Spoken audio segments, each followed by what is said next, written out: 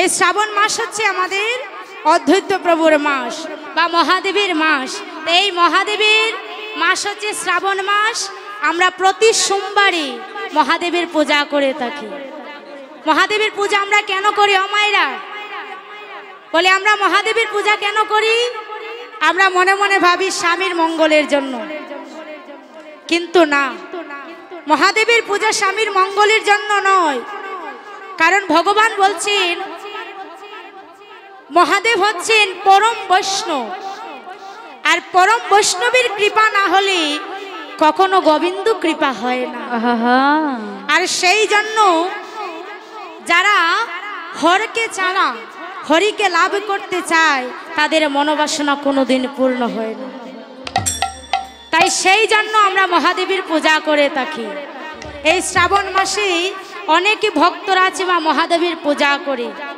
আর সেই মহাদেব এবার কলির যুগে তিনি এসেছেন অদ্বৈত প্রভু রূপে, যার মায়ের নাম ছিল লাভা দেবী এবং পিতার নাম হচ্ছে কুবেরাচার্য। তিনি কোথায় জন্মগ্রহণ করেছেন? আমাদের সুনামগঞ্জের উত্তর পাশের তাহিরপুর থানা লাউর পরগনা জাদুকাটা নদীর পাশে জন্ম নিয়েছিলেন আমার অদ্বৈত প্রভু। সেই জন্য দেখবেন আমাদের সুনামগঞ্জ জেলার মানুষ যদি কোনো প্রান্তে বেড়াতে যায় আর যদি কোনো ভক্ত বৈষ্ণবে তাকে দেখতে পায়, তাকে প্রণাম করে বলে তুমি না আমার অদ্বৈত প্রভুর দেশের মানুষ। কিন্তু দুর্ভাগ্যের বিষয় কি বাবা, যে সেই অদ্বৈত প্রভুর দেশের মানুষ হয়ে, সেই গৌর দেশের মানুষ হয়ে আমাদের হৃদয়ে কোনো ভজন সাধক নেই। তারপরে হচ্ছেন কে? নিত্যানন্দ প্রভু। বলে নিত্যানন্দ প্রভুকেই যে ব্রজে ছিলেন বলায় তিনি আজ কলিতে এসে হয়েছেন নিতাই। নিত্যানন্দ প্রভু যখন তিনি অবতীর্ণ হলেন তখন মহাপ্রভুর সঙ্গে তিনি হরিনাম তিনি বিতরণ করতেন।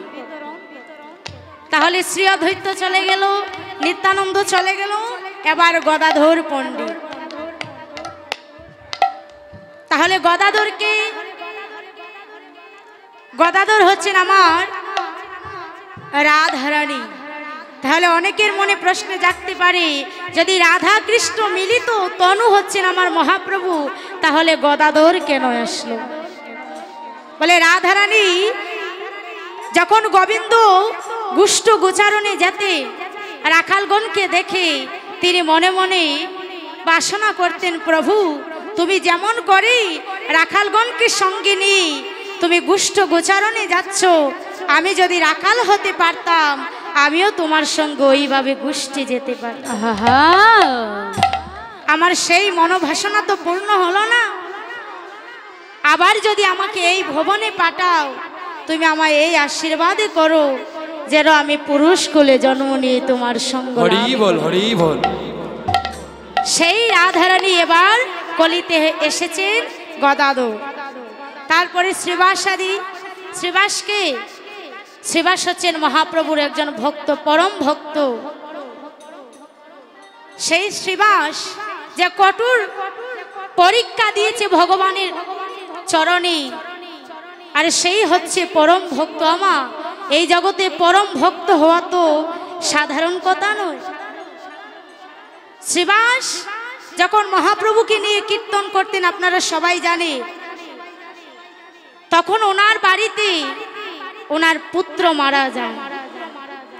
ওনার বাড়িতে যখন ওনার পুত্র মারা যায়, মহাপ্রভু ভক্তগণ সঙ্গিনী তিনি শ্রীবাসীর গৃহে কীর্তন করছেন, আর মহাপ্রভু থাকাকালীন শ্রীবাসের পুত্র মারা যায়। শ্রীবাসের পুত্র যখন মারা যায়, তখন শ্রীবাসের স্ত্রী মালিনী দেবী নয়নে জলে বুক ভাসিয়ে কাঁদছে, বলছে প্রভু তুমি আজ আমার বাড়িতে থাকা সত্ত্বেও কেন আমার পুত্র মারা গেল? শ্রীবাসের স্ত্রী দোলাই লুটিয়ে কাঁদছে। যখন কাঁদছে, সেই সংবাদ চলে গেল শ্রীবাসের কানে।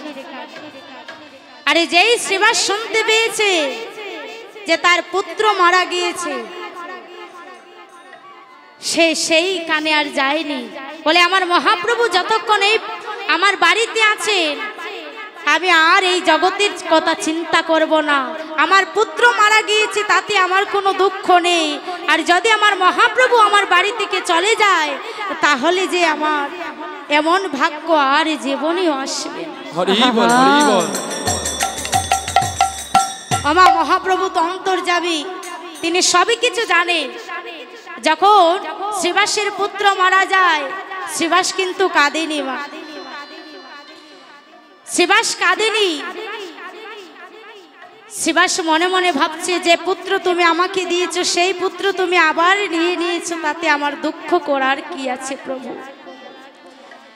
শ্রীবাসের স্ত্রী মালিনী দেবী কাঁদছে। এদিকে মহাপ্রভু কীর্তন শেষ করার পরে সকল ভক্তগণকে সঙ্গে নিয়ে তিনি কি করলেন, প্রসাদ সেবা করার জন্য প্রস্তুত হলেন। এবার মহাপ্রভু যখন প্রসাদে সেবা করতেন বাবা, তখন কিন্তু ভক্তদের সঙ্গে নিয়ে তিনি প্রসাদে সেবা করতেন। এমন সময় শ্রীবাসকে রেখে রেখে বলছি, শ্রীবাস বলে এখানে কত ভক্ত এসেছে কিন্তু তোমার পুত্রকে তো দেখতে পাচ্ছি না। শ্রীবাস বলছে, প্রভু গো তুমি তো অন্তর্যামী, তুমি সবই কিছু জানো, তারপরেও কেন আমাকে কষ্ট দিতে চাইছো? প্রভু গো তুমি কি জানো না যে তুমি বাড়িতে থাকা সত্ত্বেও আমার পুত্র মারা গিয়েছে, তুমি আবার সেই কথা আমায় বলছো? মহাপ্রভু বলছে, শ্রীবাস কে বলেছে তোমার পুত্র মারা গিয়েছে? ওই দেখো তোমার পুত্র হেঁটে হেঁটে আসছে। হরি হরি। আরে যেই শ্রীবাস দেখতে পেয়েছি তার পুত্র হেঁটে হেঁটে আসছে, আজ মহাপ্রভুর চরণে জড়িয়ে ধরে কেঁদে কেঁদে বলছে, হে গোবিন্দ, হে দয়াময় আমার, তুমি তো ভক্তের ভগবান, আজ তুমি সেটা প্রমাণ করে দিলে। কিন্তু প্রভু গো এই জগতের সুখে দুঃখ পুত্র আদি আমি যে তোমার কাছে কিছু চাই না, আমি তোমার কাছে একটি জিনিসই চাই, সেটা কি জানো? যেন জন্মে জন্মে তোমার চরণে পাই গো। ও প্রভু গো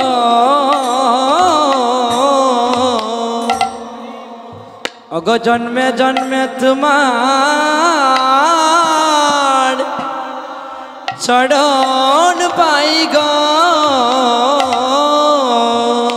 যেন সঙ্গ ছাড়াই আমায় করো না গো, যেন সঙ্গ ছাড়াই আমায় করো না গো। শুধু জন্মে নয় প্রতি জন্মে জন্মে তোমার সঙ্গ ছাড়া আমায় করো না গো। বুঝিয়ে জন্মে নয় প্রতি জন্মে জন্মে আমায় সঙ্গ ছাড়া করো না গো। তোমার সঙ্গ বড় বড় ভালোবাসি গো, তোমার সঙ্গ ছাড়াই আমায় করো না গো। তোমার সঙ্গ বড় বড় ভালোবাসি গো, তোমার সঙ্গ ছাড়া আমায় কহির না গো। তোমার সঙ্গ বড় বড় ভালোবাসি গো তোমার সঙ্গ ছাড়া আমায় করো না গো। ও তোমার সঙ্গ বড় বড় ভালোবাসি গো সঙ্গ ছাড়া করো না গো। শুধু জন্মে নয় প্রতি জন্মে জন্মে তোমার সঙ্গ ছাড়া আমায় করো না গো। শুধু এ জন্মে নয় প্রভু গো জন্মে জন্মে আমায় সঙ্গ চারা তুমি করো না গো। তোমার সঙ্গ বড় বড় ভালোবাসি গো তোমার সঙ্গ ছাড়া আমায় করো না গো। ও তোমার সঙ্গ বড় আমি ভালোবাসি গো সঙ্গ ছাড়া করো না গো। তোমার সঙ্গ বড় হরি হরি বড় ভালোবাসি গো তোমার সঙ্গ ছাড়া আমায় করো না গো। তোমার সঙ্গ বড় আমি ভালোবাসি গো সঙ্গ ছাড়া করো না গো। শুধু শ্রীবাস তার পুত্রকে বলিদান দেয়নি মা। আমাদের এই সনাতন ধর্মে